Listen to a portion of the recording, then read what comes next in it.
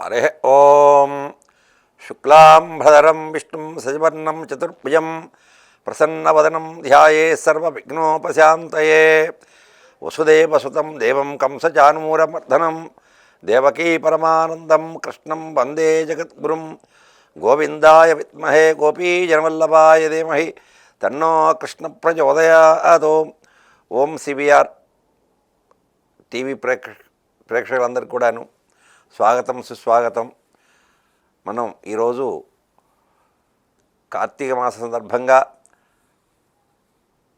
కార్తీక స్నాన విధి, కార్తీక మాసంలో స్నానం అనేటువంటిది ఎక్కడెక్కడ చేయాలి, స్నానం యొక్క విశేషం ఏంటి అనేటువంటిది క్రితం ఎపిసోడ్లో తెలుసుకున్నాం.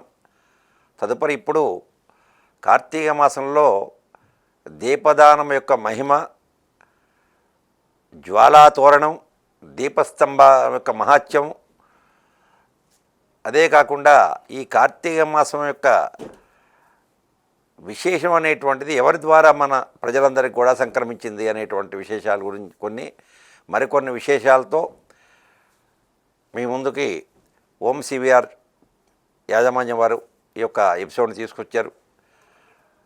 కార్యక్రమంలో భాగంగా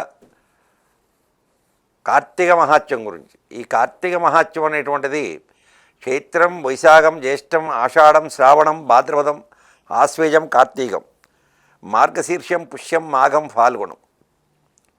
ఈ 8వ మాసమైనటువంటి యొక్క కార్తీక మాసంలో విశేషమైనటువంటి యొక్క స్నానం అనేటువంటి దాని గురించి చెబుతూ, సూర్యుడు తులారాశి యందు ఉండగా, అంటే కార్తీక మాసం సూర్యుడు తులారాశి నుంచి వృశ్చిక రాశి వరకు, మనం ఆంగ్లమాన సంవత్సరం ప్రకారంగా అక్టోబర్ 17 నుండి నవంబర్ 17వ తారీఖు వరకు ఈ మధ్యలో కార్తీక మాసం రోజులు కాబట్టి, ఈ కార్తీక మాసం రోజుల్లో స్నానం చేసినట్టయితే విశేషమైనటువంటి పుణ్యం కలుగుతుంది అని, అంటే ఉట్టి రోజుల్లో కన్నా కూడా ఎక్కువ ఫలితం కలుగుతుంది అని. ఎందుకని? సూర్యుడు తులారాశిలో ఉన్నాడు. సూర్యుడు ప్రతి 30 రోజులకు ఒకసారి రాశి సంక్రమణం జరుగుతుంటుంది. మేషం నుండి మీనం వరకు కూడాను ఈ 12 రాశుల్లో ఆయన సంక్రమిస్తుంటాడు, అంటే తిరుగుతూ ఉంటాడు. ఆ తిరుగుతున్నటువంటి సందర్భంలో తులారాశి సంక్రమణం జరిగి తులారాశి నుండి వృశ్చిక రాశి వెళ్ళేంత వరకు కూడాను ఈ 30 రోజులు కూడా కార్తీక మాసం వస్తుంది.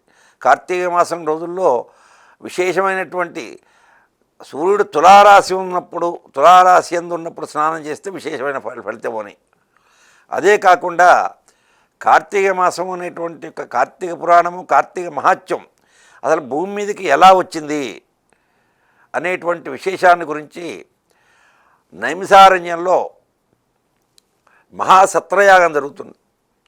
ఋషీశ్వరులందరూ కూడా కూర్చొని సత్రయాగం చేస్తున్నారు. అంటే 12 సంవత్సరాలు విశేషమైనటువంటి మహాసత్రయాగం చేస్తుంటే అక్కడికి అందరూ కూడాను సప్త ఋషులు, నారదాది మహర్షులు అందరూ కూడా వచ్చారు.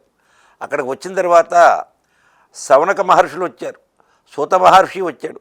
ఆ సూత మహర్షిని చూచి శౌనకాది మహామహర్షులు అందరూ కూడా నమస్కారం చేసి, స్వామి చాలా తేజోవంతమైనటువంటి యొక్క మీ యొక్క ముఖాన్ని చూస్తుంటే నమస్కారం చేసి భగవంతుని యొక్క కార్యక్రమ కథల గురించి ఏదైనా తెలుసుకోవాలనేటువంటి కాంక్షతో ఉన్నాం మేము, మాకు సెలవు ఇవ్వండి, మాకు చెప్పండి అని అడిగారట.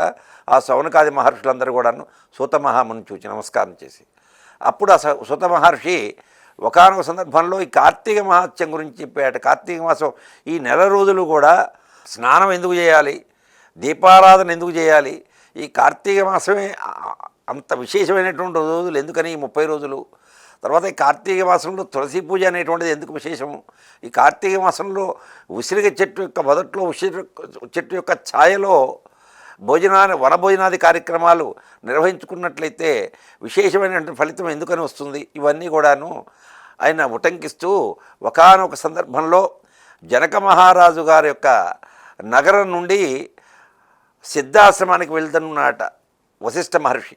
వెళ్తూ మార్గం మధ్యలో జనక మహారాజు యొక్క నగరం వచ్చేసింది.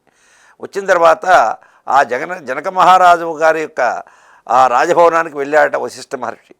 వెళ్ళిన తర్వాత అక్కడ అడిగాడట జనక మహర్షి, స్వామి ఈ కార్తీక మాసం ఉంది, ఈ కార్తీక మాసంలో ఉన్నటువంటి యొక్క విశేషం ఏంటి, ఈ కార్తీక మాసంలో ఏం చేయాలి అని అంటే అప్పుడు వశిష్ఠుడు చెప్పాడట, సూర్యుడు తులారాశి యందు ప్రవేశించిన తర్వాత వచ్చేటువంటి కార్తీక మాసం నుండి సూర్యుడు వృశ్చిక రాశి వరకు ఉన్నటువంటి ఈ 30 రోజుల్లో ఎవరైతే స్నానం చేస్తారో ఆ స్నానానికి కూడా విశేషం చెప్పుకుంటూ వచ్చాడు. గంగా ద్రవ రూపంలో భూమి మీద ఉన్నటువంటి మిగతా అన్ని నదుల్లో కూడా గంగా ద్రవ రూపంలో ఉంటుందని, అదే కాకుండా వాపీకోప తటాకాలు బావిలో ఉన్నటువంటి నీళ్లలోనూ తటాకంలో ఉన్నటువంటి నీళ్ళు చెరువులో ఉన్న నీళ్ళలో కూడా ఈ గంగా ద్రవ రూపంలో ఉంటుందని, ఆ 30 రోజులు స్నానం చేసినట్టయితే విశేషమైనటువంటి ఫలితం కలుగుతుందని చెప్పాడు. చెప్పిన తర్వాత ఇంకా సెలవు ఇవ్వండి మాకు, ఈ పరమాత్మ గురించి ఈ యొక్క నెల రోజులు చేయవలసినటువంటి ఏంటి అని అడిగినప్పుడు ఆ జనక మహారాజుకి చెప్పాట వశిష్ఠ మహర్షి, దీపారాధన అంటే ఈ 30 రోజులు ఏ రోజు దీపారాధన చేసినా లేదా 30 రోజులు ప్రతిరోజు దీపారాధన చేసినప్పటికీ కూడా విశేషమైనటువంటి ఫలితం కలుగుతుందని చెప్పారట. అదే కాకుండా ఈ దీపారాధన చేసేటువంటి విషయాల్లో ఆ మహారాజులు కాబట్టి వాళ్ళు పూర్వం దేవాలయం కట్టించే ప్రతి దేవాలయాల్లో కూడాను ఆ దీపారాధన విశేషం గురించి చెబుతూ మహాత్యం గురించి వశిష్ఠ మహర్షి చెబుతూ ఉంటే విన్నారట వాళ్ళు. ఆ మహారాజు విని, దీపతో లభతే ఐశ్వర్య, దీపారాధన వెలిగించడం వల్ల ఐశ్వర్యం లభిస్తుందయ్యా మహారాజా, దీపారాధన చేయటం వల్ల ఆయుష్ కూడా పెరుగుతుంది అని చెప్పాడట. దీపతో లభతే ఐశ్వర్య, దీపతో లభతే ఆయు, దీపతో లభతే అంధకారం అనేటువంటి పోతుంది జ్ఞానం కూడా లభిస్తుందట. దీపతో లభతే జ్ఞాన అని అన్నాడట. అంటే దీపారాధన చేయటం వల్ల జ్ఞానం కూడా లభిస్తుంది అని అన్నారట. అన్నప్పుడు ఆ జనక మహారాజు కొన్ని ప్రశ్నలు వేశాడట. ఈ యొక్క దీపారాధనకి ఇంత విశేషం ఉండటానికి కారణం ఏంటి అని అడిగినప్పుడు ఆ దీపారాధన ఈ కార్తీక మాసంలో దీపారాధన అనేటువంటిది ఆముదంతోనూ కానీ బిప్ప నూనెతో కానీ నువ్వుల నూనెతోనే కానీ ఆవు నెయ్యితో కానీ చేసినట్లయితే విశేషమైనటువంటి ఫలితం కలుగుతుందని చెబుతూ ప్రాశస్త్యం ఆవు నెయ్యికి ప్రాశస్త్యం ఇచ్చాడట. మొట్టమొదట ఆవు నెయ్యి దొరికినట్లయితే ఆవు నెయ్యితో దీపారాధన చేయండి కార్తీక మాసంలో, దాని తదుపరి మిగతా ఉన్నటువంటి నూనెలు అనేటువంటిది ఉపయోగించండి అని ఆ జనక మహారాజుకి వశిష్ఠ మహర్షి చెప్పాడట.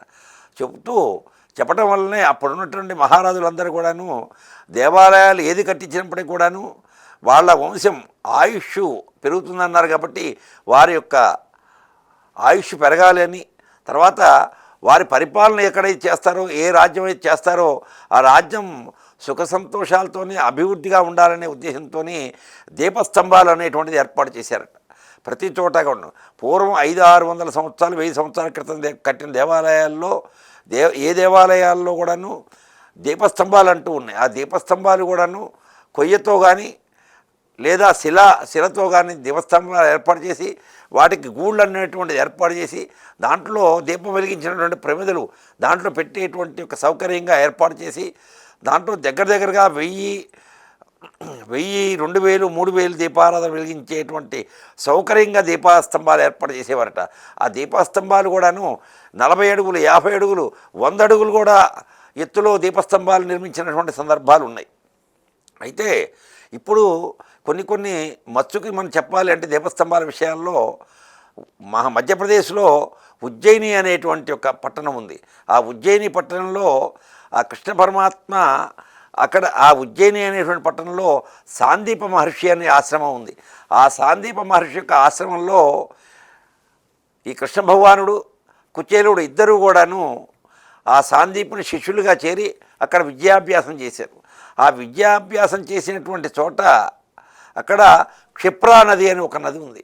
ఆ క్షిప్రా నది దాంట్లో ఆ యొక్క నది క్షిప్రా నది ఏమో అవంతి అనేటువంటి పురంలో ఉంది. ఉజ్జయిని అనేటువంటి పట్టణంలోనేమో సాందీప మహర్షి యొక్క ఆశ్రమం ఉంది. ఈ ఉజ్జయిని అనేటువంటి పట్టణము అవంతి అనేటువంటి పురము ఈ రెండు కలిసే ఉంటాయి. ఆ యొక్క పట్టణాన్ని ఉజ్జయిని అనేటువంటి ప్రాముఖ్యత. ఆ ఉజ్జయిని అనేటువంటి పట్టణంలో ఒక జ్యోతిర్లింగం ఉన్నది అక్కడ చక్కగా. తర్వాత ఆ యొక్క జ్యోతిర్లింగం అనేటువంటిది దూషణుడు అనేటువంటి రాక్షస సంహారం చేసి పరమాత్మ ఆ భూమిని బద్దలు కొట్టుకొని ఆ బద్దలు చేసి ఆ భూమిలో నుండి ఆవిర్భవించాట పరమేశ్వరుడు. అక్కడ ఉన్నటువంటి ఒక జ్యోతిర్లింగమే కాకుండా సాందీప మహర్షి యొక్క ఆశ్రమమే కాకుండా క్షిప్రాన్ అనేటువంటి నదే కాకుండా అక్కడ హరిసిద్ధి కాళికామాత దేవాలయం ఉంటుంది. ఈ హరిసిద్ధి కాళికామాత దేవాలయాన్ని విక్రమాదిత్యుడు ప్రతిరోజు కూడా పూజాది కార్యక్రమాలు నిర్వహించేవాడు. అక్కడ అదే ఉజ్జయిని పట్టణానికి 7 కిలోమీటర్ల దూరంలో మరొక కాళికాదేవి ఆలయం ఉంది. ఆ కాళికాదేవి ఆలయంలో ఆ కాళిదాసు మహాకవి అయినటువంటి కాళిదాసు ఆ అమ్మవారిని పూజ చేసి మహాకవి అయ్యాడు. 2 కాళికామాత దేవాలయాలు ఉన్నాయి.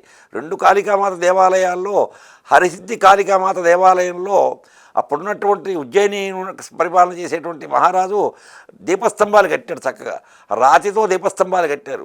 దీపస్తంభాలు కట్టి ఆ దీపారాధనలు అన్నీ కూడా వెలిగించుకునేటువంటి ప్రతిరోజు దీపారాధనలు సాయంత్రం 6 తర్వాత వెలిగిస్తారు. తర్వాత ప్రత్యేకంగా వెలిగించడానికి ఒక వ్యక్తి, తర్వాత దీపారాధనలు మళ్ళీ తెల్లవారి పొద్దున్నే కొండెక్కిన తర్వాత ఆ దీపారాధనలు పెట్టేటువంటి ఒక ప్రదేశాలు ఏవైతే ఉందో ఆ స్తంభం మొత్తం కూడా శుభ్రపరచడానికి కూడా ఒక మనిషిని ఏర్పాటు చేశారు. రాజులు ఆ విధంగా దీపస్తంభాలు ఏర్పాటు చేసేవాళ్ళు. అందుకని దీపస్తంభాలు అనేటువంటిది విశేషమయ్యా అని వశిష్ఠ మహర్షి జనక మహారాజుకి చెప్పాయట. అదే కాకుండా జ్వాలాతోరణము అని అంటారు. అంటే కార్తీక మాసంలో కొన్ని దేవాలయాల్లో దేవాలయానికి ప్రాకారం రాతితో కట్టేవాళ్ళు. కట్టి ఆ ప్రాకారానికి లోపల భాగంగా అంటే భగవంతుడు ఉన్నటువంటి లోపల ఉన్నటువంటి లోపల వైపు అన్నీ ఆ యొక్క ప్రాకారానికి చిన్న చిన్న గూళ్ళు పెట్టేవాళ్ళు. ఆ గూళ్ళు పెట్టి ఆ గూళ్ళో మట్టి ప్రమిదలతో దీపారాధన చేసేవాళ్ళు.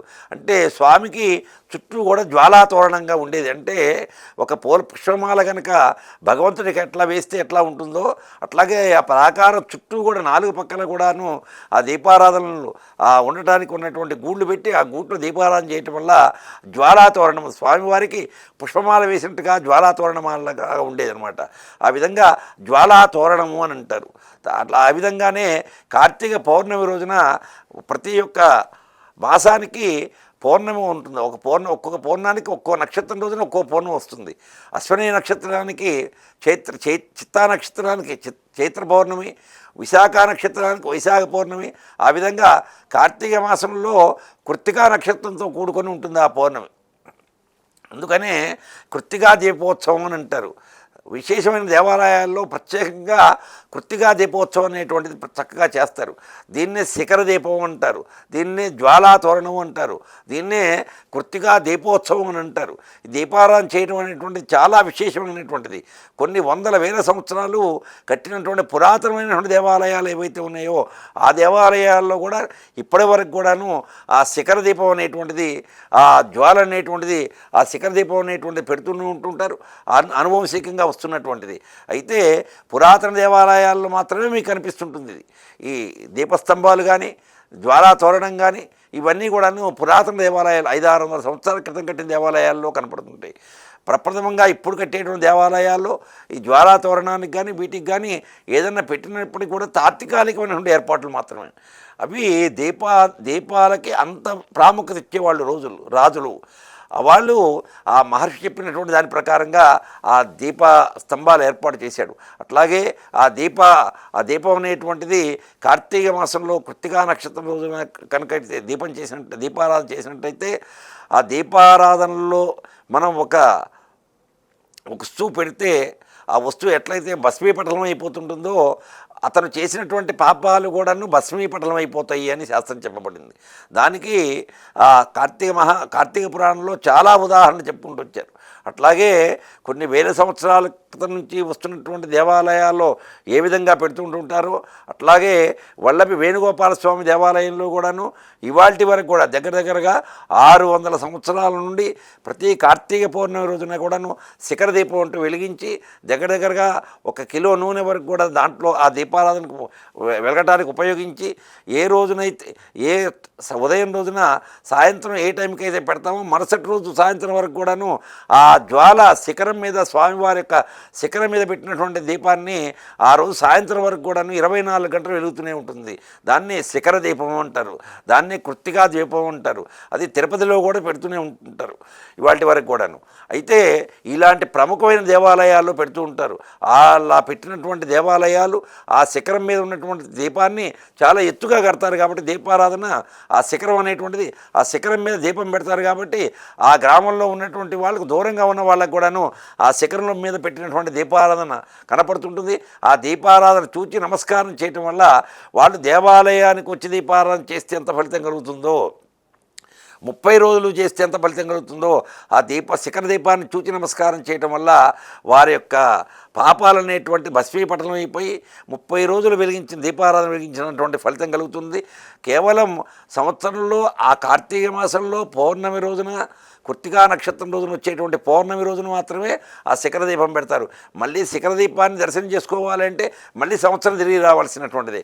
కాబట్టి ఆ దీపారాధన దర్శించి నమస్కారం ఎవడైతే చేసుకుంటారో వాళ్ళకి అలాంటి భక్తులకి ఆరోగ్యం ఉంటుందని, మళ్ళీ దీపారాధన చేసుకునేంత ఆరోగ్యంగా వంతుడు ఉంటాడని దర్శనం చేసుకునేంత. తర్వాత అట్లాగే ఐశ్వర్యము, ఏదైనా ఐశ్వర్యం లేక ఇబ్బంది పడినటువంటి వాడు ఉన్నట్లయితే ఆ శిఖర దీపాన్ని చూసి నమస్కారం చేసినట్లయితే వాడికి చక్కగా ఆరోగ్యం కలుగుతుంది అలాంటి భక్తులకి అని ఈ విధంగా కృత్తికా దీపం గురించి చక్కగా విశేషంగా చెప్పుకుంటూ వస్తూ ఆ మహర్షి ఈ స్కాంద పురాణాంతర్గతమైనటువంటి ఒక కార్తీక పురాణం గురించి చెప్పుకుంటూ వస్తూ ఒకానొక రోజున ఈ దేవాలయంలో దీపారాధన చేశారు. ఆ అందరూ కూడా వచ్చిన భక్తులందరూ కూడా దీపారాధన చేసుకున్న తర్వాత అర్ధరాత్రి కావడం చేత ఆ దీపారాధనలు అట్లాగే వెలుగుతూ ఉన్నాయి. ఆ దేవాలయానికి సంబంధించినటువంటి అర్చకులు ఎవరైతే ఉన్నారో అర్చకులు ఆ దేవాలయం తలుపులు వేసుకొని వెళ్ళిపోయిన తర్వాత ఆ దేవాలయంలోకి ఒక 2 ఎలుకలు దొరపడ్డాయి. ఆ ఎలుకలు వచ్చేసేసి ఎలుకలు ఎక్కువగా కూడాను నూనె తాగుతూ ఉంటాయి కాబట్టి ఆ నూనె తాగటం కోసం వచ్చినటువంటి ఎలుక ఆ దీపారాధనలో ఉన్నటువంటి ఒక నూనెను తాగుతూ ఆ నూనెలో తడపబడినటువంటి ఒక ఒత్తి ఏదైతే ఉందో అది ముక్కును ఖర్చుకొని వెళ్తూ ఉందట. ఆ ముక్కును ఖర్చుకొని వెళ్తూ ఉన్నటువంటి యొక్క సమయం ఏదైతే ఉందో దీపారాధన వెలుగుతున్నటువంటి ప్రమిద పక్క నుంచి వెళ్ళిందట. వెళ్ళటం చేత ఈ యొక్క ఎలుక ముక్కును ఖర్చుకున్నటువంటి ఒక ఒత్తి ఏదైతే ఉందో అది వెలిగి ఆ మంట ఆ సెగ తగలటం వల్ల ఆ దీపారాధన చేసేటువంటి చోటకు వెళ్ళినటువంటి ఒక ఎలుక ఆ ఒత్తిని వదిలిపెట్టేసిందట. అనుకోకుండా ఈ యొక్క ఎలుక ఎప్పుడైతే దీపారాధన చేసిందో ఆ దీపారాధన చేయగానే ఆ ఎలుక మానవ యొక్క స్వరూపం వచ్చేసిందట.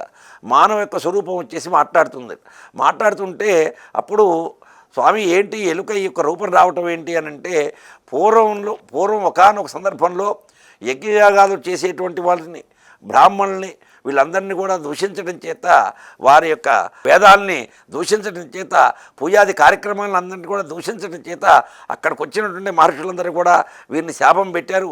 ఈ శాపం చేత అనేక రకాలైనటువంటి జన్మలు, ఒక 10 జన్మలు 20 జన్మలు రకరకాల పశుపక్షాదులుగా జన్మించి తర్వాత ఎలుకగా జన్మించింది. ఈ ఎలుకగా జన్మించినటువంటి ఒక ఎలుక ఏదైతే కార్తీక పౌర్ణమి అనేటువంటిది ఆ ఎలుక తెలవదు. కార్తీక పౌర్ణమి తర్వాత దీపారాధన చేయటం వల్ల ఆ యొక్క మహాత్యం వల్ల దీపారాధన యొక్క ఫలితం వల్ల తన యొక్క పూర్వరూపం వచ్చింది అని చెప్పారు. అంటే కార్తీక మాసంలో దీపారాధన ఏ రోజులో చేసినప్పటికీ కూడా ఆ యొక్క ఫలితం అనేటువంటిది అంత ప్రాముఖ్యతగా ఉంటుంది. తెలవక చేసినటువంటి ఒక పాపాన్ని శాపంగా మారినటువంటి ఎలుకకు కూడాను శాప విమోచనం కలిగింది ఆ దీపారాధన చేయటం వల్ల. అట్లాగే కార్తీక మాసంలో పురాణ శ్రవణం అనేటువంటిది, కార్తీక మాసంలో ఒకానొక సందర్భంలో వేదాలని బ్రాహ్మణుల్ని దూషించేటువంటి ఒకడు ఈ విధంగా చేస్తుంటే మహర్షి శాపం పెట్టాట. ఆ శాపం పెడుతూ ఎలాంటి శాపం పెట్టాట, నువ్వు ఎలుక జన్మ ఎత్తి ఒక చెట్టు యొక్క త్వరలో ఉండు అని ఆ శాపం పెట్టారట. ఆ త్వరలో ఉన్నది ఆ యొక్క ఎలుకగా ఉండి, స్వామి మాకు ఈ జన్మ వచ్చింది కదా, మాకు శాప విమోచనం ఎప్పుడు అంటే పరమాత్మ యొక్క కథ శ్రవణం నువ్వు ఎప్పుడైతే వింటావో అప్పుడు విమోచనం కలుగుతుంది అన్నారట. అనుకోకుండా ఆ యొక్క మార్గం మధ్యలో విశ్వామిత్రుడు తన యొక్క శిష్యులందరినీ కూడా తీసుకొని ఆ మార్గం మధ్యలో వెళ్తున్నటువంటి సందర్భంలో ఆ చెట్టు దగ్గర కూర్చొని అందరికి కూడా ఆ శిష్యులందరికీ కూడా పరమాత్మకు సంబంధించినటువంటి యొక్క కార్తీక మాసం యొక్క విశేషాన్ని గురించి చెబుతున్న సందర్భంలో ఆ త్వరలో ఉన్నటువంటి ఎలుక ఆ యొక్క స్వామివారికి చెప్పినటువంటి యొక్క విశేషాలన్నింటినీ విన్నదట. విని మానవ మాత్ర రూపంలో మాట్లాడిందట. మాట్లాడినప్పుడు ఆ విశ్వామిత్ర మహర్షి అన్నట, ఏంటి ఈ ఎలుక రూపంలో ఉన్నటువంటి దానివి నువ్వు ఇక్కడ మానవుడిగా ఎట్లా ఆవిర్భవించావు, ఇక్కడ ఎక్కడా కూడా మానవులు ఎవరు కనిపించలేదు కదా అని అంటే, నేను ఇదైనటువంటి ఒక పొరపాటు చేశాను, దానివల్ల ఈ శాపం కలిగింది, ఈ శాప విమోచనం అనేటువంటిది ఈ విధంగా మీ యొక్క నోటి ద్వారా వచ్చినటువంటి యొక్క మీ మొహతా వచ్చినటువంటి యొక్క కార్తీక మాస పరమాత్మ యొక్క కథలు వినటం వల్ల నాకు శాప విమోచనం కలిగింది అన్నారట. అట్లాగే ఈ కార్తీక మాసంలో రకరకాలైనటువంటి యొక్క జంతువులకి పశుపక్షాదులకి ఈ కార్తీక మాసంలోనే కార్తీక మాస దామోదర యొక్క కథాశ్రవణం వల్లనే చాలా పశుపక్షాది వీటన్నిటికి కూడా జన్మ విమోచన కలిగి శాపానంతరం వారి యొక్క పూర్వజన్మ స్మృతి కలిగి పూర్వంలో ఉన్నటువంటి ఒక జన్మ కలిగింది అని. కాబట్టి ఈ కార్తీక మాసం అనేటువంటి విశేషమైనటువంటి చాలా విశేషంగా చెప్పుకుంటూ వచ్చారు. అదే కాకుండా కార్తీక మాసంలో దీపారాధన, స్నానము, దీపము, దానం మూడో ఉన్నటువంటి దానం. ఈ కార్తీక మాసంలో దానం కూడా అత్యంత ప్రాధాన్యమైనటువంటిది. యథాశక్తిగా దానం కూడా చేసినట్లయితే చక్కనైనటువంటి ఫలితం కలుగుతుంది. తర్వాత దానం కూడా సత్పాత్రాదానం చేయమన్నారు. చక్కగా అక్కడ ఉన్నటువంటి బ్రాహ్మడికి నువ్వు దానం ఇచ్చేసేసి ఆశీర్వచనం తీసుకున్నట్లయితే పరమాత్మ చెందినంత ఫలితం కలుగుతుంది అని చెప్తూ దీపారాధన మహిమ గురించి కూడాను, జ్వాలాతోరణము, దీపస్తంభ మహాత్యము వీటన్నిటి కూడాను రకరకాల దేవాలయాల్లో, పూర్వం ఉన్నటువంటి దేవాలయాల్లో ఇవన్నీ రాజులు అనేటువంటిది ఏర్పాటు చేశారు. కాబట్టి ఇవి అన్నీ కూడా చాలా విశేషమయ్యా. ఆ దీపారాధన పరమాత్మ జ్యోతి రూపంలో ప్రతి మానవుల్లో ఉంటాడు. కాబట్టి ఆ జ్యోతి రూపంలో ఉన్నటువంటి యొక్క ఆ దీపారాధన మనం చేసినటువంటి ఈ 12 మాసాల్లో కన్నా కూడాను కార్తీక మాసం అత్యంత విశేషమైనటువంటి మాసం. కాబట్టి కార్తీక దామోదర ప్రయచిద్దాం. మన కార్తీక మాసంలో ఏ కార్యక్రమం చేసినప్పుడు కూడాను, స్నానం చేసినా, దానం చేసినా, దీపారాధన చేసినా, మరొకటి ఏ వ్రతాలు చేసినప్పుడు కూడాను కార్తీక దామోదర ప్రయచిద్దం చేస్తాం. కాబట్టి కార్తీక దామోదరుడి యొక్క అనుగ్రహాన్ని పొందడానికి కార్తీక మాసం అత్యంత విశేషమైనటువంటి మాసంలో చెప్పబడి, ఈ కార్తీక మాసం అనేటువంటిది ప్రజలందరూ కూడాను అనుసరించాలి అని ఆ పరమాత్మ, ఆ మహర్షి వశిష్ఠ మహర్షి, విశ్వామిత్ర మహర్షి, ఈ జనకుడు, మహారాజులు వీళ్ళందరూ కూడా అడిగితే ఆ స్కాంద పురాణాంతర్గతమైనటువంటి యొక్క కార్తీక మహాత్యంలో ఉన్నటువంటి కొన్ని గాథలను మాత్రమే ఆ జనక మహారాజుకు వినిపించడం జరిగింది. అట్లాగే కార్తీక మాసంలో విశేషంగా వనభోజనం అంటూ చేస్తాం మనం. ఈ వనభోజనాలకు కూడా విశేషం ఏంటి అని అంటే ప్రకృతిని ఆరాధించడము. కార్తీక మాసం పూర్తిగా వర్షాకాలం. ఈ వర్షాకాలంలో మన భూమి మీద పుట్టేటువంటి యొక్క మొక్కలు, వృక్షాలు ఇవన్నీ కూడాను వర్షపు నీటి వల్ల అవి చక్కగా పచ్చదనాన్ని ఇచ్చి ప్రకృతికి ఒక రకమైన, మానవుడికి ఒక రకమైనటువంటి ఆహ్లాదాన్ని, ఆనందాన్ని కలిగిస్తాయట. ప్రకృతిని ఆరాధించడం కూడా పరమాత్మను ఆరాధించడంతో సమానమైనటువంటిది. అందుకని వైష్ణవ దివ్యక్షేత్రాల్లో ఒక దివ్యక్షేత్రమైనటువంటి ప్రకృతి ఆరాధన. ఈ ప్రకృతి ఆరాధన అనేటువంటిది నైమిసారణ్యం అనేటువంటిది ప్రకృతి ఆరాధనతో 108 దివ్యక్షేత్రాల్లో ఒక దివ్యక్షేత్రంతో ఆరాధన అయినటువంటిది. నైమిసారణ్యంలో ఏదైనా ఒక విగ్రహ రూపంలో ఉండటం కానీ, పరమాత్మ అక్కడ ఏది ఉండదు. మొత్తం కూడా ప్రకృతి చెట్లు ఉంటాయి, పెద్ద పెద్ద చెట్లుగా ఉంటాయి, ఆకాశాన్ని అంటుకునేంత పెద్ద వృక్షాలు ఉంటాయి. ఆ వృక్షాలని, ఆ ప్రకృతిని ఆరాధించడమే అది వనభోజనము. అయితే ఆ రకరకాలైనటువంటి చెట్లు ఉంటాయి. కాబట్టి ఆ రకరకాల చెట్లు, మామిడి చెట్టు, తర్వాత ఉసిరి చెట్టు, తర్వాత మనం తీసుకొని వెళ్ళి అక్కడ పెట్టుకునేటువంటి కానీ, అక్కడ వేసినటువంటి తులసి చెట్లు కానీ, లేకపోతే సండ్ర చెట్లు కానీ, రావి చెట్టు కానీ, అశ్వత్థ చెట్టు కానీ, తర్వాత మధ్య వృక్షాలు కానీ, సండ్ర చెట్లు కానీ, ఇవి రకరకాలైన చెట్లు ఆవిర్భవిస్తాయి. ఈ రకరకాలైన చెట్లు కూడాను అశ్విని నుండి రేవతి వరకు ఉన్నటువంటి 27 నక్షత్రాల్లో ఒక్కొక్క వృక్షం ఒక్కొక్క నక్షత్రం రోజున ఆ భూమి మీద ఆవిర్భవించిన తర్వాత ఈ వర్షాకాలంలో ఆ చెట్లన్నీ కూడా చక్కగా చిగురించి చక్కగా ఆహ్లాదకరమైనటువంటి పచ్చదనాన్ని ఆ మానవులందరికీ ఇస్తూ ప్రకృతిని ఆరాధించడం చేత భగవంతుడిని ఆరాధించినంత ఫలితం కలుగుతుంది. కాబట్టి వనభోజనం అంటూ చేసి అక్కడ ఆ చెట్ల మధ్యలో విశేషంగా ఉసిరి చెట్టు ఉండాలి. అక్కడ ఆ ఉసిరి చెట్టు దగ్గర ఆ స్వామివారి యొక్క సత్యనారాయణ స్వామిని కానీ, శివుడినిగా పరమేశ్వరుని కానీ, అమ్మవారిని కానీ, మన ఇష్టదైవాన్ని ఏ ఒక్క దైవాన్ని అయినా పెట్టుకుని అక్కడ పూజాది కార్యక్రమాలు నిర్వహించుకొని వచ్చినటువంటి వాళ్ళందరికీ కూడా, బంధువులను, మిత్రులందరికీ కూడాను శాకాహారమైనటువంటి భోజనాన్ని మాత్రమే చక్కగా చేసి తర్వాత పరమాత్మ సంబంధించినటువంటి గీతాలను కొన్ని ఆ స్వామివారికి వినిపించి తదనంతరం మన ఇంటికి వచ్చినట్లయితే వనభోజనం యొక్క విశేషం కలుగుతుంది. కార్తీక మాసంలో మాత్రమే ఈ వనభోజనం అనేటువంటిది విశేషంగా చెప్పుకుంటుంటారు. ఈ వనభోజన మహాత్యం గురించి కూడాను ఆ వశిష్ఠ మహర్షి ఆ జనక మహారాజుకు చెప్పాయట. ఈ యొక్క స్కాంద పురాణాంతర్గతమైనటువంటి యొక్క కార్తీక మహాత్యం అనేటువంటి ఒక చిన్న ఖండంలో ఈ కార్తీక మాసం గురించి చెప్పుకుంటూ వచ్చారట.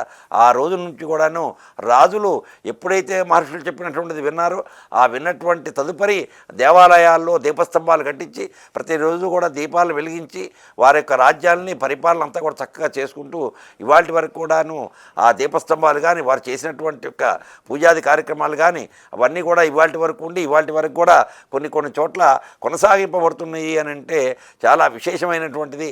పరమాత్మ సంబంధించినటువంటిది. అందున వశిష్ఠ మహర్షి సప్త ఋషుల్లో ఒక మహర్షి. ఆ మహర్షి చెప్పినటువంటి యొక్క వాక్యం నిరర్ధకం కాదు. కాబట్టి ఇవాళ వరకు కూడాను యథోచితంగా ఉన్నవాళ్ళు లేని వాళ్ళు అన్ని రకాల వాళ్ళు వెళ్ళి ఆ దీపారాధన చేసి ఆ దేవాలయంలో తరిస్తున్నారు అంటే ఆ పరమాత్మ రూపంలో ఉన్నటువంటి యొక్క ఆ జ్యోతి రూపంలో ఉన్నటువంటి పరమాత్మను ఆరాధించడము. ఇటు స్కాంద పురాణాంతర్గతమైనటువంటి యొక్క కార్తీక మహాత్యం గురించి వశిష్ఠ మహర్షి ఆ జనక మహారాజుకు చెప్పడం చేత ఇదంతా కూడా సార్థకతం అయింది. కాబట్టి ఈ యొక్క కార్తీక మాసంలో ప్రతి ఒక్కరు కూడాను మీ యొక్క దగ్గరలో ఉన్నటువంటి దేవాలయాలకు వెళ్ళి దీపారాధన చేసి ఆ దీపారాధన చేసేటువంటి సమయంలో కూడాను ఎలాంటి ఇబ్బందులకు గురి కాకుండా క్రమశిక్షణగా క్రమంలో వెళ్ళి చక్కగా దీపారాధన చేసి స్వామివారిని యొక్క దర్శనం చేసుకొని తరించవలసిందిగా కోరుతూ దీపస్తంభం. ఈ దీపస్తంభం అని అంటే ఈ దీపస్తంభంలో విశేషంగా రాజులు అంటే వందల సంవత్సరాల క్రితం దేవాలయాలు నిర్మాణం చేసినప్పుడు ఖచ్చితంగా దీపస్తంభం నిర్మాణం చేసేవాళ్ళు. అట్లాగే జలానికి కొలను అంటే ఏర్పాటు చేసేవాళ్ళు, కొలను. అట్లాగే ఈ దీపస్తంభాలు కూడాను స్కాంద పురాణంలో చెప్పబడినటువంటి దాని ప్రకారంగా వ్యాస భగవానుడు స్కాంద పురాణం 18 పురాణాలు రాశాడు వ్యాస భగవానుడు. దాంట్లో స్కాంద మహాపురాణం కూడా ఒకటి. వ్యాస భగవానుడు చెప్పినటువంటిది ఏంటి అంటే ఈ దీపస్తంభాలు కూడాను కొయ్యతో కానీ శిలతో కానీ శిలతోనైనా తయారు చేయొచ్చు, లేదా దారువు అంటే కొయ్యతోనైనా చేయొచ్చు. చేసి అది ఇన్ని అడుగులు అంటే ఏమి నిబంధన అంటూ ఏమీ లేదు. 20 అడుగులు కొన్ని చోట్ల ఉన్నాయి, 50 అడుగులు ఉన్నాయి, 100 అడుగులు కూడా ఉన్నాయి. అత్యంత ఎత్తుగా ఉన్నటువంటి కొన్ని చోట్ల చూశాను నేను. ఉజ్జయినిలో హరిసిద్ధి కాళీమాతా దేవాలయం ఉంది. చాలా విశేషం. ప్రతిరోజు కూడాను దగ్గరగా ఎన్ని డబ్బాలు దగ్గర 100-200 కిలోలు రోజు ఖర్చు పెడతారు ఆ దీపారాధన కోసం. ఆ నూనెని ఖర్చు పెట్టి ఆ దీపారాధన వెలిగిస్తారు వాళ్ళు. అట్లాగే చాలా చోట్ల చూశాను నేను. అది ఒక చోటనే ఉటంకించాను మీకు. చాలా చోట్ల ఉంటాయి. ఉత్తర భారతదేశంలో కానీ దక్షిణ భారతదేశంలో కానీ చాలా దేవాలయాలు పూర్వం 500-600 సంవత్సరాల క్రితం కట్టిన దేవాలయాల్లో, పల్లెటూళ్ళలో ఉన్న దేవాలయాల్లో కూడాను ప్రారికి లోపల భాగంగా చిన్న గూళ్ళు అంటూ ఏర్పాటు చేసి ఆ దీపారాధన అంటూ ఏర్పాటు చేసేవాళ్ళు. సరే ఏది ఏమైనప్పటికీ కూడాను అధునాతనంగా వచ్చిన దేవాలయాల్లో ఇవనేటువంటిది ఎక్కడ నేను చూడలేదు. అయినప్పటికీ కూడా తాత్కాలికంగా ఏర్పాటు చేస్తున్నారు. తాత్కాలికమైనటువంటిదైనా సరే ఏర్పాటు చేసి భక్తుల సౌకర్యంగా ఏర్పాటు చేసి భక్తులు ఎక్కువగా రద్దీగా ఉన్నటువంటి యొక్క దాన్ని కూడా మీరు ముందుగా గ్రహించి తత్కాలికమైనటువంటి సౌకర్యాలన్నింటిని కూడా దేవాలయం యొక్క యాజమాన్యం వాళ్ళు చక్కగా ఆ యొక్క సౌకర్యాలను ఏర్పాటు చేసి వాళ్ళందరినీ కూడా దీపారాధన చక్కగా చేసుకోవడానికి కలిగినటువంటి సౌకర్యాన్ని ఏర్పాటు చేసినట్టయితే మీరు పునః దీపస్తంభాలు ఏర్పాటు చేసినంత ఫలితం రాజులకు ఎలా అయితే కలుగుతుందో మీకు కూడా అలాంటి ఫలితం కలుగుతుంది. దేవాలయంలోకి వచ్చినటువంటి వారందరికీ కూడాను దీపారాధన కలిగించడానికి కలిగిన వసతులు కూడా ఏర్పాటు చేయాలి చక్కగా.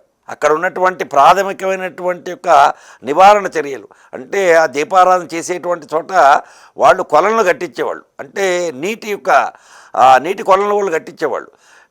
అట్లాగే మనం ఇక్కడ దీపారాధన తాత్కాలికంగా ఏర్పాటు చేసిన వాటిల్లో కూడాను 500-400 లీటర్లు ఉన్న పెద్ద ప్లాస్టిక్ రమ్ముల్లో ఆ నీటిని కూడా నిల్వ చేసుకున్నట్లయితే మనకి దీపారాధన చేయటం వల్ల ఉన్నటువంటి యొక్క ఇబ్బందులు ఏమైనా ఉన్నా కూడాను అవన్నీ సమసిపోతాయి.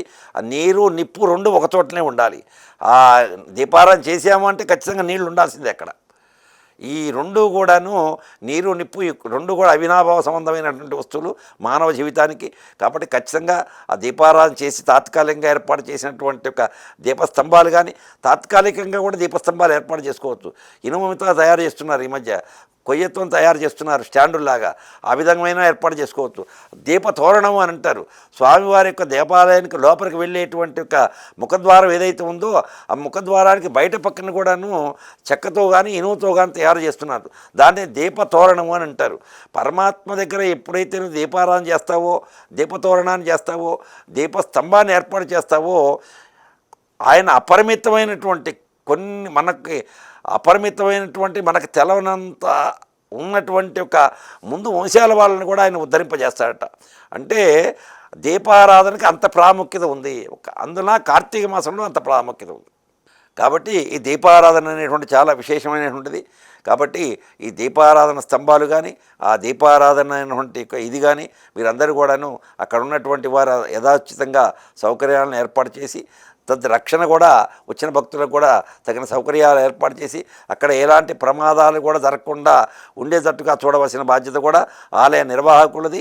తర్వాత తదుపరి అక్కడ ఉన్నటువంటి భక్త బృందాన్ని. కాబట్టి తగిన జాగ్రత్తలు తీసుకొని అందరూ కూడా ఈ కార్తీక మాసం జరిగేంత వరకు కూడాను, అయిపోయేంత వరకు కూడాను, చివరి రోజు వరకు కూడాను అందరూ కూడాను భక్తులందరికీ కూడా సహకరించి చక్కగా ఈ దీపారాధన తెలవని వాళ్ళకు కూడాను ఆ దీపారాధన తెలియజేసి దీపారాధన చేయించి వాళ్ళ యొక్క కుటుంబంలో వాళ్ళ యొక్క జీవితంలో చక్కని జ్ఞానమైనటువంటి వెలుగుల్ని నింపాలని కోరుకుంటూ ఈ యొక్క ఓం సిబిఆర్ ఛానల్ ద్వారా చూసేటువంటి ప్రేక్షకులందరికీ కూడాను మరొక్కసారి ఆ శ్రీ వేణుగోపాల స్వామి వల్లభి వేణుగోపాల స్వామి వారి యొక్క అనుగ్రహం ఉండుగాక. స్వస్తి ప్రజాప్య పరిపాలయంతాం న్యాయేన మార్గేణ మహిం మహిష గోబ్రాహ్మణేభ్య సోమస్తు లోకా సమస్త సుఖినో భవంతు.